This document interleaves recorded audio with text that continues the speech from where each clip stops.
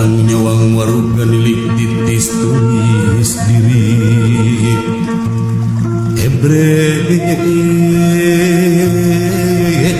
sa pangrereta at raraga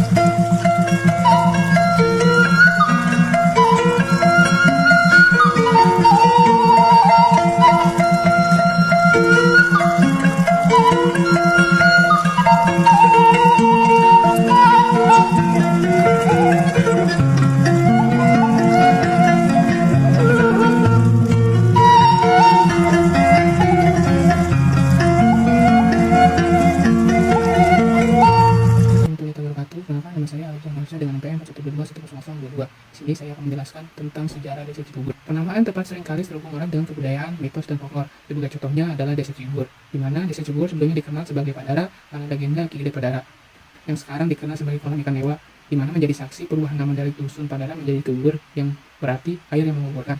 Sejarah arsitektur Jawa di Desa Cibubur mengungkapkan ikatan yang kuat dengan tradisi dan budaya masyarakat Sunda Wiwitan.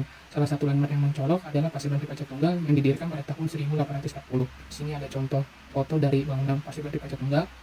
Paseban Tripaca Tunggal berdiri megah oleh Pangeran Sadewa Madrais yang dikenal sebagai Kiai Madrais.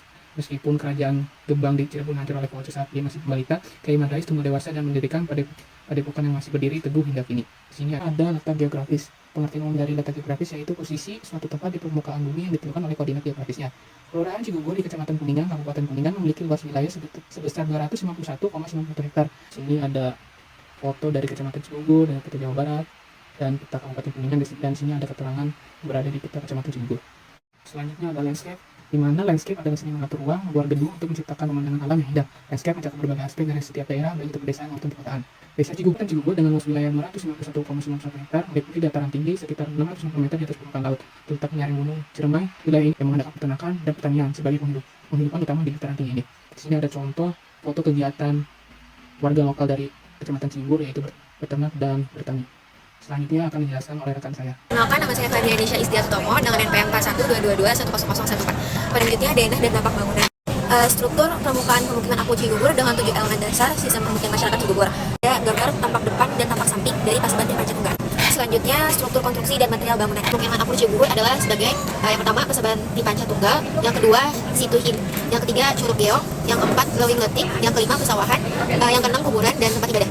Terlihat dari konstruksi bangunan yang banyak menggunakan sistem bongkar pasang. Dengan bongkar pasang apa yang bisa disebut dengan bongkar pasang. Selanjutnya ini ada contoh unpak. Dan bangunan cagar budaya ini memiliki atap bertingkat disertai tonggak besi berkelopak bunga di bagian ujungnya. Di dalam Paseban Tripaca Tunggal terdapat pendopati.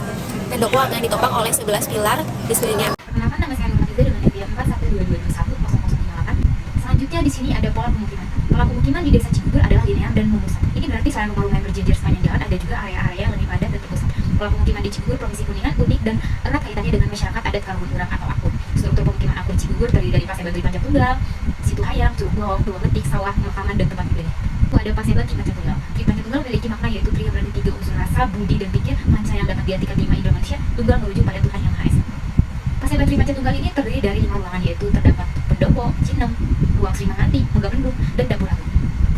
Selanjutnya ada pendopo. Pendopo menggambarkan keadaan ketika manusia sudah lahir di dalam bumi. Karena tangganya pada pendopo Paseban Tripaca Tunggal ini aslinya ada 5 buah, melambangkan kaca indera yang harus menjadi saringan bagi manusia, baik yang bersumber dari dalam keluar ataupun dari luar ke dalam. Selanjutnya ada ruang jinem.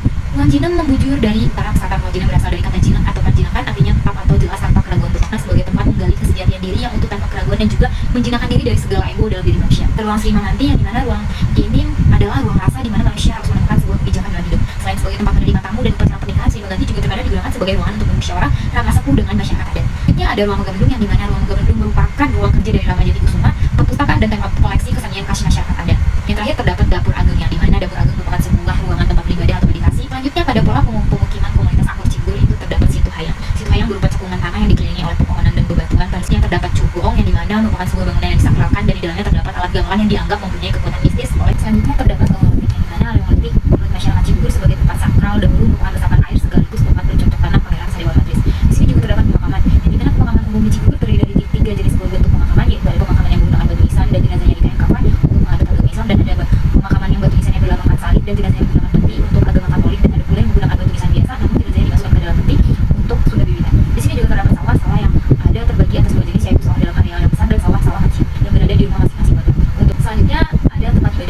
ibadah yang ada di Cibubur berada saling berdekatan dan tidak pernah ada konflik yang terjadi.